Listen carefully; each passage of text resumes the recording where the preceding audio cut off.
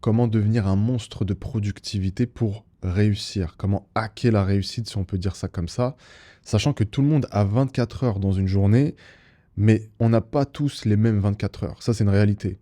La façon dont moi j'utilise mes 24 heures n'est pas la même que la tienne, en fait, tout simplement. Et si j'en suis arrivé là, c'est parce que j'ai trouvé une organisation de mon temps qui me permet d'être productif. Et si tu me suis sur tous mes réseaux sociaux, je suis littéralement partout. D'accord? Je me dédouble pas, je n'arrête pas le temps, je suis comme toi, je m'organise différemment. Et donc, je vais te donner quelques points vraiment clés qui me permettent d'être ultra productif. Plus tu seras productif, plus tu iras vite dans ton succès, dans ta transformation physique, dans, je sais pas, les études que tu fais, peut-être la préparation de tes examens, peu importe. Donc ça, c'est primordial. La première des choses, je vais parler de la diète. Et je vais pas te faire le blabla habituel, il faut manger sain pour avoir de l'énergie. Ça, on le sait, en fait. Mais je vais plutôt te parler de la façon que j'ai d'organiser mes repas autour de la journée qui me rend encore plus productif. Si tu veux, moi, ça fait des années que je fais je pratique le jeûne intermittent. Donc, c'est très rare que je mange avant 1 heure, 2 heures. Ça peut arriver, mais c'est très rare. Et là, je suis allé encore plus loin dans le délire. Pourquoi? Parce que je me suis rendu compte que même quand je faisais deux trois repas sur une fenêtre assez courte, mais disons que je commence à manger à 14 heures, bah, je vais me faire un premier repas peut-être à 14 heures, puis un autre peut-être à 16 heures, puis un dernier à 20 heures, admettons. Mais ça, dans ma journée de chef d'entreprise, ça me prend trop de temps.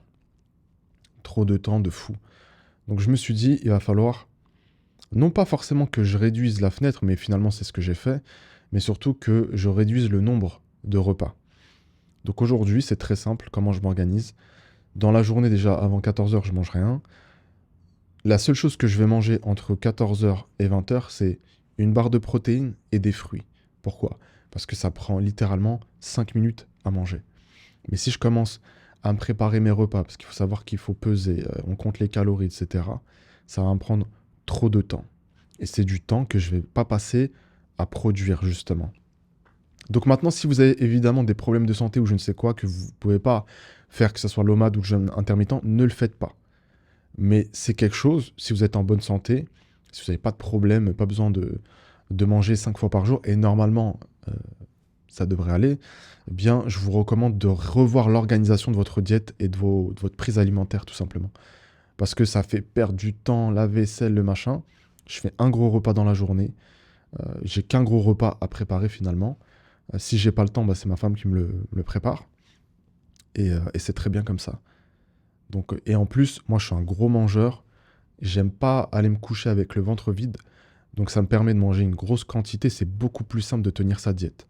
Parce que va manger 2000, 2500, 3000 calories sur un repas, c'est extrêmement difficile. Donc voilà, au final, t'as pas faim. Donc ça, c'est vraiment le premier point. Le deuxième point que je voulais aborder avec vous, c'est le sommeil. Le sommeil qui aujourd'hui, pour ma part, est perturbé parce qu'avec Ramadan, c'est compliqué de reprendre un bon rythme, mais on va se forcer. Il faut dormir. Il faut que tu dormes tes 7 heures, 6 heures, 7 heures. Je dirais en dessous, ça devient compliqué d'être productif. En dessous, tu prends de mauvaises décisions. Et en tant que chef d'entreprise, en tant que quelqu'un qui lance ton business, tu ne peux pas te permettre. Donc dors assez. Et moi, ce que je te recommande aussi, c'est, et ça, c'est pas facile, c'est vrai, je le reconnais, c'est quand tu te lèves pour le Fajr, ben, en fait, tu utilises ce moment-là pour travailler. Donc, moi, souvent, ce que je fais, c'est que je me lève, je prie le Fajr, je reste travailler 2, 3 heures, et je vais me recoucher vers les coups de 8 heures. Je dors 1 heure et demie, 2 heures, et je me relève, et là, je peux reprendre ma routine, etc. Donc, en tout cas, le sommeil, les gars, tu sais, il y a ceux qui disent oui, il faut dormir 4 heures par nuit. Moi, je me lève à 3h30 du mat et tout. Non, c'est important de dormir. On n'a pas besoin de dormir 10 heures. Maintenant, on est tous différents aussi sur le besoin en sommeil. Il y en a qui ont besoin que de 4 heures et d'autres de 10 heures peut-être. Il faut trouver le juste milieu, mais en tout cas, essaie de dormir d'une traite la plupart de tes heures de sommeil. Quand tu te lèves pour prier, tu travailles 2, 3 heures. Et ensuite, si tu as besoin de te recoucher, soit tu fais comme moi et tu te recouches vers les coups de 8 heures, 9 heures, soit tu fais une sieste dans l'après-midi. C'est toi qui vois en fonction de ton emploi du temps et des possibilités. Maintenant, j'ai des journées aussi où j'ai pas sommeil parce que j'ai très bien dormi. Donc je me lève, je prie et je continue. Et voilà, ma journée, elle part de là. Donc en tout cas, il faut avoir un bon rythme de sommeil. Et vous allez voir qu'en termes de productivité, ça n'a plus rien à voir. D'ailleurs, si jamais tu vas te recoucher, mets-toi un réveil. Parce que sinon, tu vas perdre toute ta matinée. Si tu te réveilles à midi, 14 heures, tu vas perdre trop de temps. Et tu pourras pas être productif. Donc ça, c'est le deuxième conseil. Le troisième conseil, c'est le batching. C'est-à-dire que dans ton Google Agenda, tu vas te mettre des blocs de tâches de la même tâche que tu vas faire dans un temps donné. Par exemple, le traitement des emails, c'est la première chose que tu peux faire, admettons. Ensuite, le tournage des vidéos. Puis le mardi, ça va être, je sais pas moi, faire des lives. Ça va être scripter tes mails. Ça va être, voilà. Mais il faut que tu batches. Au lieu de faire tourner ta vidéo, puis la monter, puis la mettre sur les réseaux sociaux, puis non, tu fais une journée où tu fais tout ton contenu. Juste tu le filmes. Tu fais une journée avant ça, on va reprendre les choses dans l'ordre. Avant ça, tu fais une journée où tu scriptes tout ton contenu. Puis une journée où tu filmes. Puis une journée où tu montes. Sauf si bien sûr c'est des choses que tu as déléguées. Mais en tout cas, les tâches, tu les rassembles parce que tu seras dans l'élan de l'action. Donc quand tu continues, là par exemple, ma caméra elle tourne, bah, j'en ai profité juste avant pour faire si réel. Je suis habillé, je suis plus ou moins coiffé, les lumières sont en place, etc. Donc c'est bien mieux et bien plus efficace que de me dire je vais tourner un réel aujourd'hui. La lumière, je vais l'éteindre. Entre-temps, je vais me doucher, je vais faire des choses, machin. Donc je vais devoir me recoiffer demain, m'apprêter de nouveau, etc. C'est du temps perdu. Quand les choses sont en place, quand je suis dans l'élan de l'action, eh bien, je fais du contenu. Ou en tout cas, je fais une tâche en particulier, je la fais bien, et ensuite je peux me libérer du temps pour faire autre chose. L'autre point, les gars, c'est vraiment d'entretenir la motivation. Regarder des vidéos YouTube, écouter des podcasts, regarder des témoignages de personnes qui ont réussi ce que vous voulez réussir. Ça permet d'être productif. Et surtout, il faut vraiment que tu te fasses un lavage de cerveau, que tous les soirs, tu regardes au moins une vidéo qui va te motiver.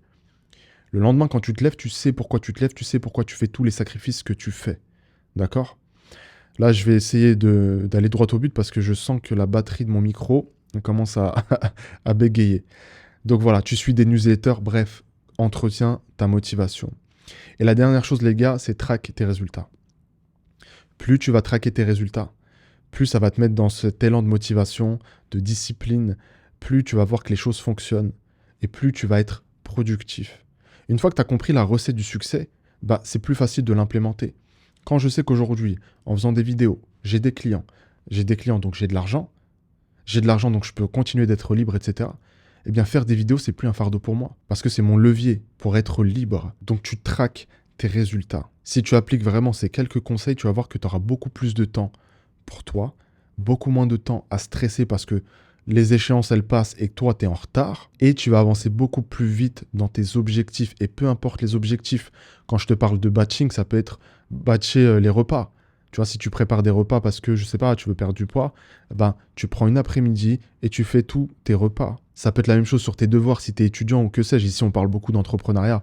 Donc voilà, mais je pense que vous avez bien saisi le truc. Donc on s'organise, on reste motivé, on traque les résultats, on essaie de bien manger, de bien dormir. Et on organise vraiment ces journées autour de sa réussite. Et on n'oublie pas le spirituel qui est au centre de tout. Sur ce, vous prenez soin de vous et nous on se dit à bientôt. Assalamu alaikum wa rahmatullah.